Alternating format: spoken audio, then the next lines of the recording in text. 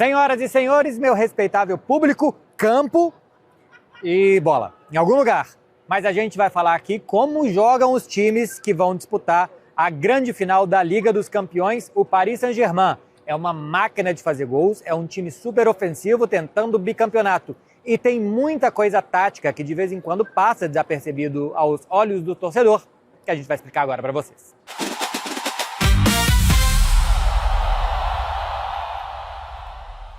Seguinte, meu povo, o Paris Saint-Germain sai de um 4-3-3 normalzinho, né?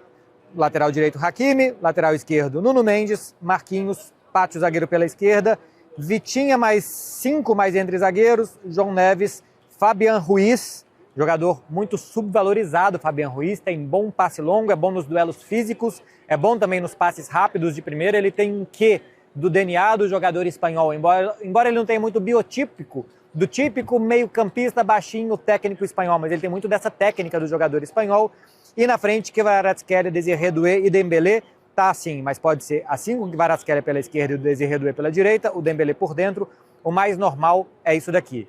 Eu acho que para explicar o Paris Saint-Germain, a gente passa por muitas coisas, para falar, por exemplo, do papel do Vitinha, para falar do papel dos laterais, mas eu acho que o principal para falar do Paris Saint-Germain, e eu vou colocar o adversário para a gente ter aqui como referência, coincidentemente o adversário é vermelhinho, como o Arsenal, para a gente ter como referência o que fazem os jogadores do PSG, que é o conceito do falso 9 usando o Dembélé, né? Trazer os jogadores do Paris Saint-Germain mais aqui para frente e explicar para vocês. O que é o conceito do falso 9? O cara fica entre zagueiros, que é um 9. O 9 típico, normalmente, o Gyökeres, o Lewandowski, o Finazzi, para pegar os 9 típicos, eles ficam entre zagueiros e aí o pessoal fala que eles fixam os zagueiros. Porque se você tem um 9 aqui, o zagueiro tem que estar aqui e você tem que ter um outro cara na sobra, ou mais ou menos por ali, para esses combates corporais, né? Esses duelos físicos. Quando você tem um falso 9, o que ele vai fazer é recuar para cá, mais ou menos, para receber a bola muitas vezes. E ele vai gerar dúvida no zagueiro, no caso, o Saliba e o Gabriel Magalhães. Eu vou ou eu não vou?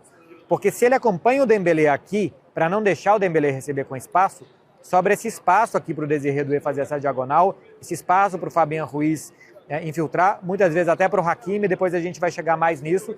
E até o conceito do falso 9 serve mais, e eu vou fazer bonitinho para vocês, já que a gente tem a condição de fazer bonitinho, para quando o adversário está marcando mais em cima, o adversário está marcando o Paris Saint-Germain, que no caso mais em cima, porque essa saída aqui do Dembélé para esse setor do campo vai gerar que o zagueiro também saia com ele e vai abrir o espaço para Fabian Ruiz, para Désiré Doué, para Hakimi. Se for esse zagueiro que sair, abre espaço para Kvaratskhelia, abre espaço para João Neves, abre espaço para Nuno Mendes.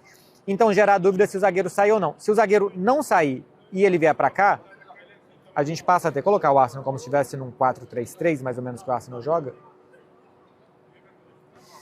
Se o zagueiro não sair, o Paris Saint-Germain passa a ter 4 meio-campistas, Vitinha, Fabian Ruiz, João Neves, Dembélé, contra 3 meio-campistas do time adversário.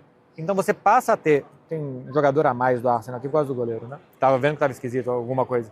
Então você passa a ter 4 jogadores no meio contra 3 do adversário, aqui está um 4-4-2, mas poderia ser um 4-2-3-1 assim. Você passa a ter 4 contra 3. Então a ideia do falso 9 é você gerar uma superioridade numérica contra seu adversário, que se o zagueiro te acompanha, você abre esse espaço aqui para alguém jogar. Deixa eu colocar aqui o retângulo para vocês verem. Você abre esse espaço aqui nas costas para alguém jogar. E caso o jogador não acompanhe, você passa a ter a superioridade numérica no meio campo. Esse é o conceito do falso 9. O Dembélé usa muito bem isso. Se a gente for ver na semifinal do ano passado, quando o Paris Saint-Germain venceu o Arsenal na Inglaterra, o gol do PSG é com o Dembélé saindo da área, recebendo de costas, porque o zagueiro do Arsenal não acompanhou ele, e aí ele tem espaço para jogar quando ele veio receber uma bola do Nuno Mendes aqui nessa zona. A questão é que o Paris Saint-Germain não usa só o falso 9, o Paris Saint-Germain também usa falsos pontas, porque muitas vezes Désiré Doué e Kvaratskhelia voltam para posições um pouco mais recuadas e geram a dúvida no lateral adversário se eles vão ou não vão. Porque muitas vezes o lateral vem acompanhar o Désiré Doué aqui e o Hakimi passa. O quinto gol do Paris Saint-Germain, o quinto ou o quarto? O quarto gol do Paris Saint-Germain contra o Bayern de Munique nas semifinais é assim. Vem uma bola longa do Vitinha, o Désiré Doué puxa para cá, traz com ele o lateral do Bayern de Munique, o Hakimi chega na linha de fundo, cruza, e o Kvaratskhelia chega para finalizar aqui no segundo pau. Então, algo que o Paris Saint-Germain tem, além do falso 9, é também os falsos pontas. Tanto que Kvaratskhelia como o Désiré Doué são capazes de sair da sua posição e gerar dúvida no adversário. Contra o Bayern de Munique mesmo, aquele primeiro gol, o gol do Kvaratskhelia, é o Désiré Doué que vem daqui, da direita, até o lado esquerdo para receber uma bola. O Alphonso Davies não acompanha ele durante todo o campo. Ele recebe sozinho, faz o passe para o Kvaratskhelia, ele dá aquele drible em cima do Stanisic e finaliza para fazer o primeiro gol do Paris Saint-Germain no Parque dos Príncipes. É algo que o Luiz Henrique utiliza muito, que ele utiliza muito bem, e esses dois meio-campistas aqui, o Fabian Ruiz e o João Neves, quando os atacantes saem das suas posições, muitas vezes eles entram aqui entre os defensores adversários, e o Paris Saint-Germain forma uma linha de 5 contra os defensores do Arsenal, no caso, já foi contra o do Bayern de Munique, na temporada passada a mesma coisa. Ou quando o meio-campista volta para armar, a gente já viu muitas vezes Hakimi jogando por dentro, porque o Fabian Ruiz ou o João Neves recuam um pouco mais para armar o time com toques, e esses caras de velocidade fazem essas ultrapassagens por aqui. O Nuno Mendes algumas vezes por dentro também, mas pela esquerda tem de ser mais o atacante por dentro, e o Nuno Mendes por fora, para gerar também uma situação de 5 contra 4, mas a ideia é sempre ocupar muito o campo de ataque do adversário, com muita gente trocando de posição, confundindo a marcação do adversário. Tudo isso é muito coordenado, e normalmente quem coordena tudo isso é esse cara daqui, é o Vitinha, que é um jogador de recuar entre os zagueiros para receber bola e a partir daqui achar a linha de passe para os seus companheiros. É um cara de, se não recuar entre zagueiros, de avançar e de dar passes por aqui também. O Vitinho é um jogador vital para o Paris Saint-Germain. Eu vi outro dia o técnico da seleção portuguesa, o Roberto Martínez, falando que não é difícil entender a posição do Vitinha, é difícil entender a função do Vitinha, porque é um cara capaz de armar um jogo, de dominar o jogo completamente a partir dos passes que ele faz. Então, o papel do adversário muitas vezes é tirar o Vitinha do jogo. Se o jogo é o que o Vitinha quer que ele seja, é um muito bom jogo para o Paris Saint-Germain. E é muito difícil você marcar um jogador nessa zona, porque ele está muito longe. É capaz de passe longo, é capaz de passe por dentro, é capaz de achar a linha de passe onde normalmente não tem e de dar muito ritmo para o time. Está o tempo inteiro dando ritmo para o time. Se o adversário quer marcar o Paris Saint-Germain individualmente, para não deixar o Paris Saint-Germain ter espaço, e quer evitar que o Paris Saint-Germain jogue, o adversário pode fazer isso daqui, e o Paris Saint-Germain sai de pressão do adversário. Tanto em passe, Vitinha recebe com um pouquinho mais de liberdade, se a marcação não está muito perto dele.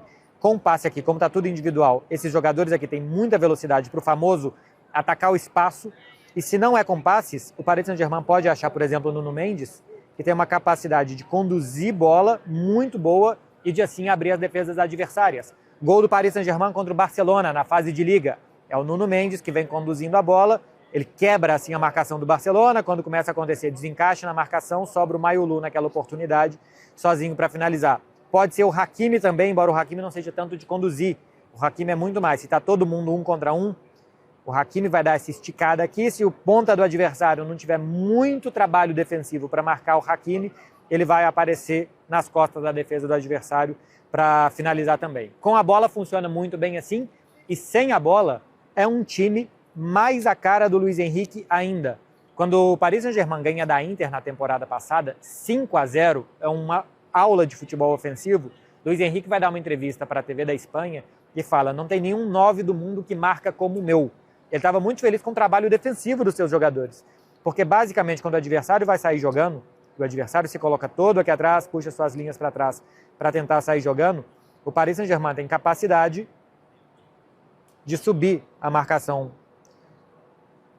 em cima do adversário e de praticamente não deixar jogador livre de marcar 1 contra 1, o campo inteiro se for necessário. São jogadores muito físicos, que sabem trabalhar muito bem o aspecto físico, e aí a gente começa a ver luz para tudo quanto é lado, porque é o que brilha os olhos do técnico Luiz Henrique.